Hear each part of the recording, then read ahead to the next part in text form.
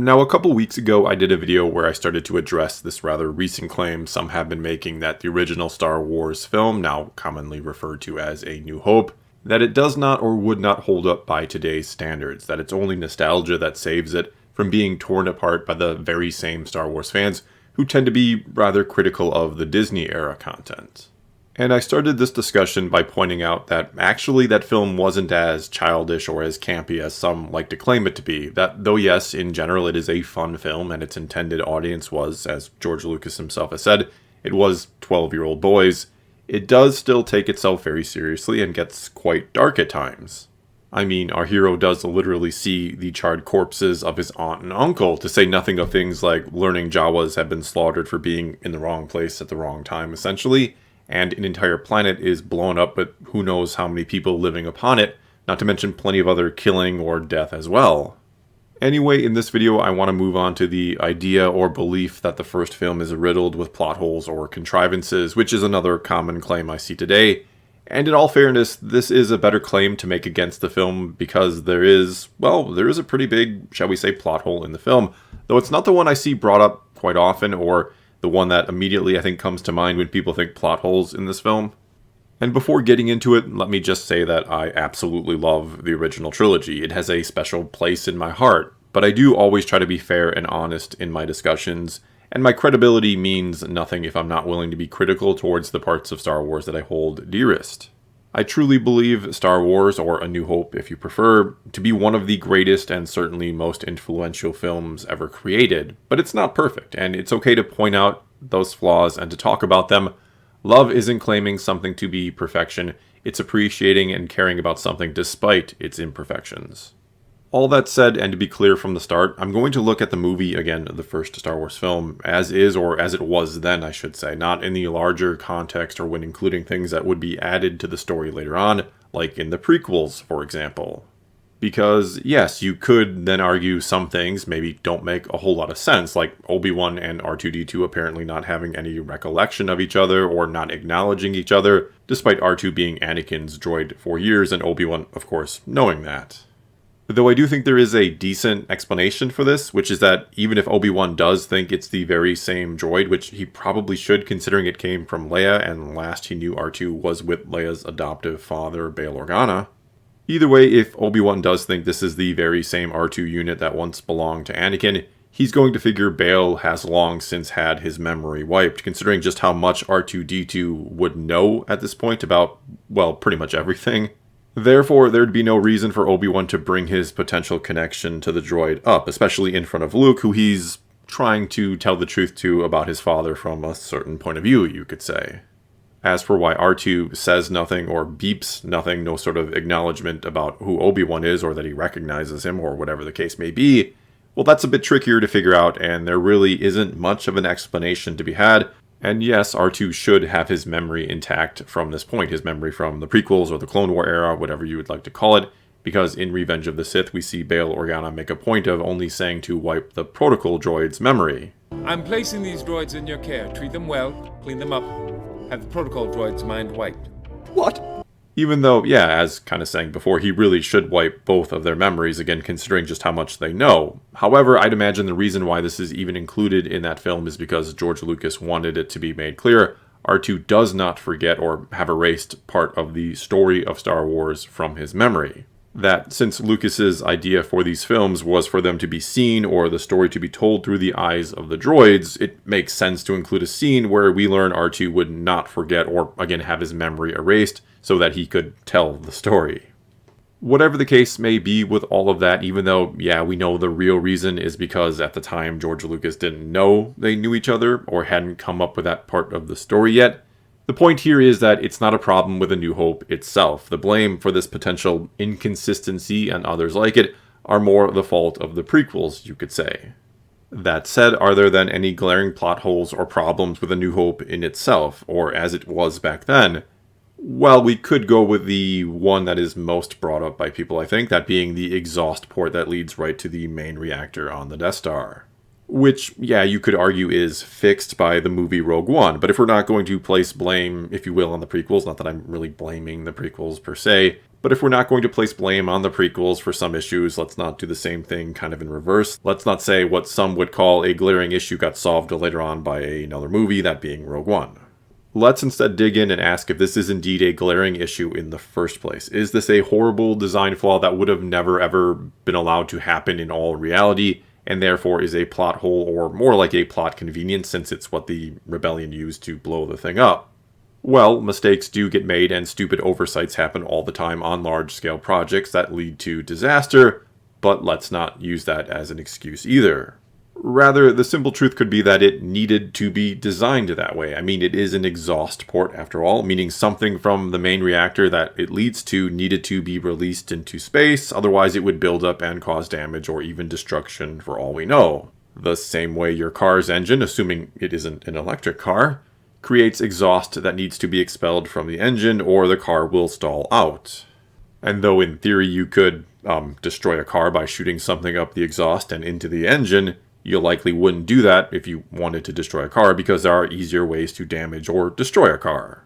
But when it comes to the Death Star, there is no apparent easy way to destroy the thing. In fact, that's probably the mindset of its designers, that there is no way anyone could ever mount a serious attack against this thing. Well, the Empire doesn't consider a small one-man fighter to be any threat, or they'd have a tighter defense.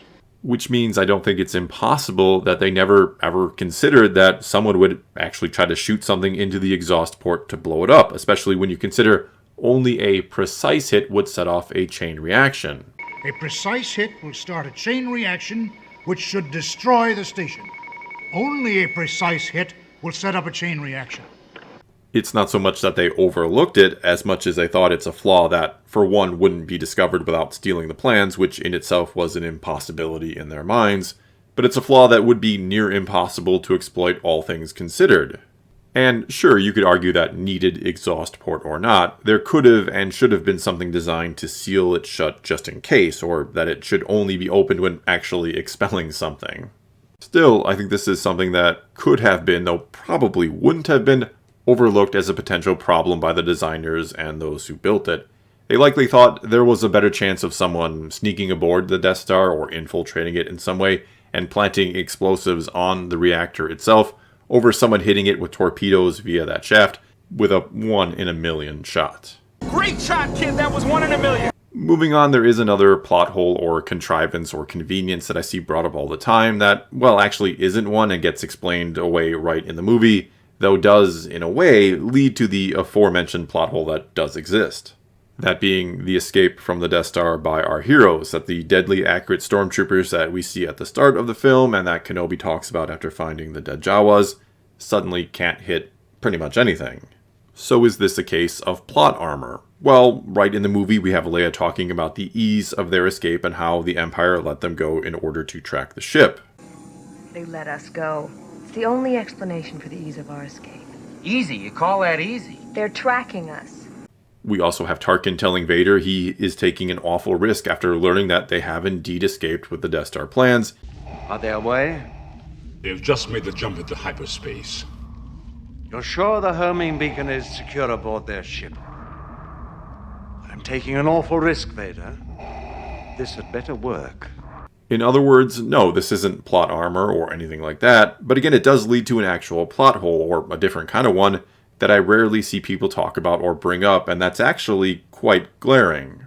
That being, if Leia knows the ship is being tracked, if she knows, or again, at least highly suspects it after the ease of their escape, that she believes the Millennium Falcon has a tracker on it, essentially, why in the world does she go back to the Rebel base on Yavin that she wouldn't betray the location of for anything, even at the cost of her homeworld?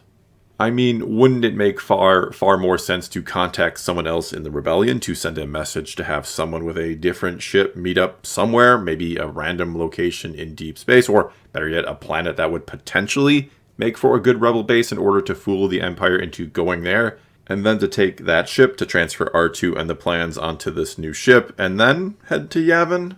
There'd then be no way for the Empire to know where the Rebel base was, not to mention you don't trust that information, the secret base of the Rebels, to Han. He doesn't have the location and can't sell it to the Empire, in theory, which I'm not saying that's what he would do, but if you're Leia, you have to believe that is a possibility, As for him getting his reward, well, the other ship could just bring it and pay him off and they could be done with him and all go their separate ways.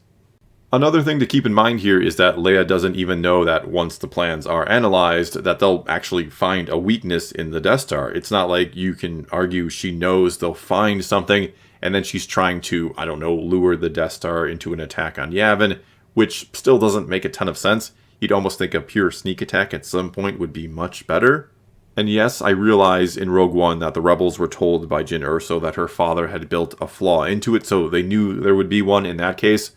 But again, we're looking at it from the perspective or in the context of just that first film. And so again, Leia can only hope that a weakness will be found. I only hope that when the data's analyzed, a weakness can be found.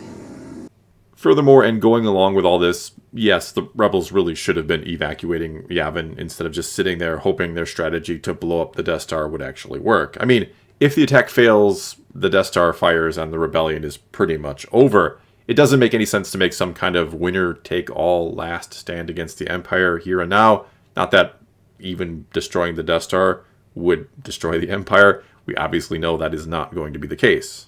And speaking of that, of the battle going on and the Empire striking back, the fact that they don't evacuate Yavin immediately, or right after asking Leia why she would lead them here, is then in a way made even worse, you could say, when in the next film, as soon as one Imperial probe droid is discovered on Hoth, they immediately pack up shop and head out. Going along with all this, it's also then a little odd to have this big celebration ceremony after destroying the Death Star, because you know Imperial ships will be on their way, and very soon. That was a really, really good time to get out of there before a fleet of Star Destroyers dropped out of hyperspace and finished you off after your big victory, or while you were celebrating it. And yes, I know, and it needs to be kept in mind that the first Star Wars movie was, again, for the most part, supposed to be a sort of one-off fun adventure film. Yes, George Lucas had a grander vision for the franchise, but he had no way of knowing that that first Star Wars film would be such a huge success, and that he would be allowed to continue the story. If he had, maybe things would be different. Maybe some of these plot holes wouldn't exist. Who knows? Either way, despite how much I love that first Star Wars movie, and again, this is all in good fun. If you can't take someone criticizing something you love, you probably shouldn't then criticize things other people love. Anyway, it's hard to argue that, though in all honesty, most of it does indeed hold up and make sense. It's not riddled with plot holes like so many like to point out or say today. The final act, leading the Empire to the hidden rebel base and hoping everything kind of works out, well, no, that doesn't make a whole lot of sense. But in my opinion, biased or not, it doesn't diminish the greatness of that film. It doesn't mean that the whole thing is terrible just because George Lucas didn't know he was going to be able to make more of these films and decided to opt for a more exciting conclusion than more of a realistic one. Well, that's all I've got for you this time. Now it's your turn to take to the comments below and tell me what you think. Have you ever noticed these plot holes before? Have they bothered you? Or did they not at all? Do you realize that first film was made kind of in a different time and with a whole kind of different purpose or intent behind it to really just be a fun adventure film that again does take itself rather seriously? Whatever the case may be, leave your comments below and let's talk some Star Wars. And until next time, thanks for watching.